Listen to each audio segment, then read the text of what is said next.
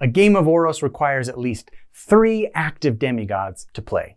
So whether you are playing solo or your 4th player just didn't show, the Automa in Oros is designed to facilitate or enhance the play experience for any player count. In fact, there's not just one Automa, there are 4.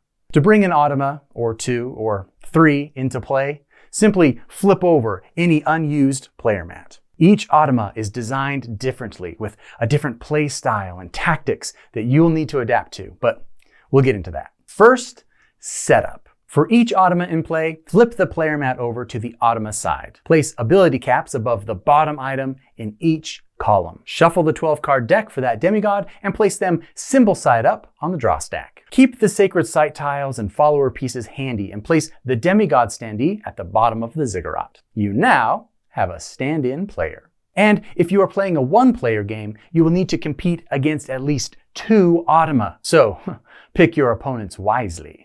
For you and any other regular players, you'll play the game like normal. To get a refresher on how to play, jump on over to that video. The Automa are engineered to replicate the effects of another player on the game, but they operate differently with their own set of actions. During an Automa turn, flip over the top card from the draw stack and perform the actions on the card as listed from top to bottom. Each card is divided into 3 sections. And within each section is an action the Automa will attempt to take. And to be weird, let's start at the bottom and work our way up to the top. Section 3, the Ascend action. Unlike you, Automa do not ascend when building. They only ascend when 1 or more ziggurat symbols are shown in this section. For each ziggurat symbol shown, the Automa will ascend 1 space up the ziggurat. And as usual, if it ends on an occupied space, it will continue ascending to the next unoccupied space. Section 2, the map. There are 2 possibilities that could be shown here. The first shows an arrow marking a specific row and direction where tiles will shift. Automa always shift a row of tiles 2 spaces and always have the ability to shift mountains. These shift actions should occur from the same point of view as the Automa player mat. The other possible action here shows a region and a remove tile symbol. The region references a region on the map. Each region is numbered 1 through 9, starting on the outside and moving inward. When an action affects a region, it will always happen on the lowest numbered space possible. To carry out a remove tile action, you will remove the largest unoccupied land tile in the region. And if there is more than 1 tile of the same size, you will remove the one on the lowest numbered map space possible. A remove tile action cannot target mountains or tiles occupied with a follower. But when a tile is removed, any volcanoes on that tile, go with it. And finally, section 1, development. This section will always show an action, indicated by symbols, that will be attempted in a specific region. Some cards list more than 1 region, separated by slashes. Some list more than 1 action. If that's the case, you will attempt to perform the action using the first items listed. Then, if not possible, you move to the next item, and so on until an action is successful.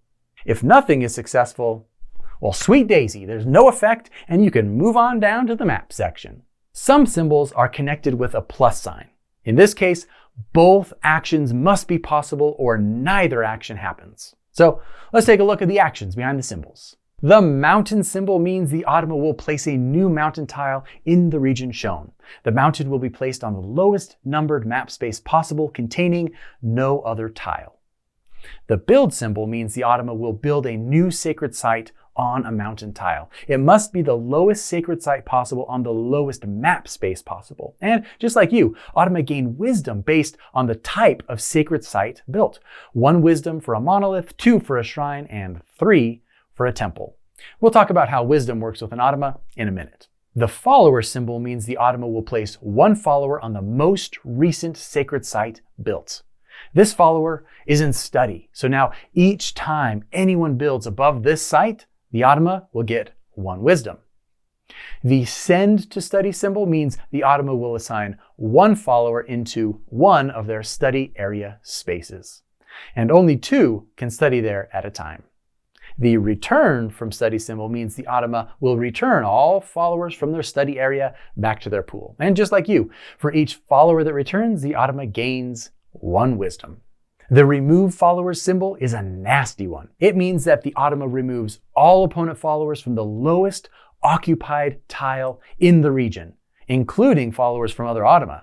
And for each follower removed, the Automa gains 1 wisdom. Speaking of which, let's look at how wisdom works with an Automa. An Automa player mat has columns showing increasing knowledge point values. Each column is labeled at the top with its own symbol, and those symbols are also printed on the back of each card. To determine where an Automa will apply wisdom, you'll look at the symbols on the back of the top card of the draw stack. If an Automa gains 1 wisdom, you will move the ability cap up 1 space in the column of the topmost symbol shown. If it gains 2 wisdom, raise the ability caps in the columns of the top 2 symbols shown. And if it gains 3 wisdom, raise the ability caps in the columns of all 3 symbols shown. At the end of the game, add up points for the Automa just like you do for any other player. It's as easy as that. Go forth and play. Okay, for those looking for a little bonus content, let's talk about the unique play style of each Automa. First, we have Water, who is listed as friendly.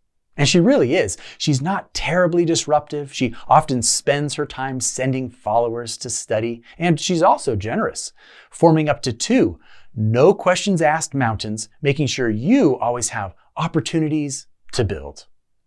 Isn't she great? Second comes Land, listed as competitive.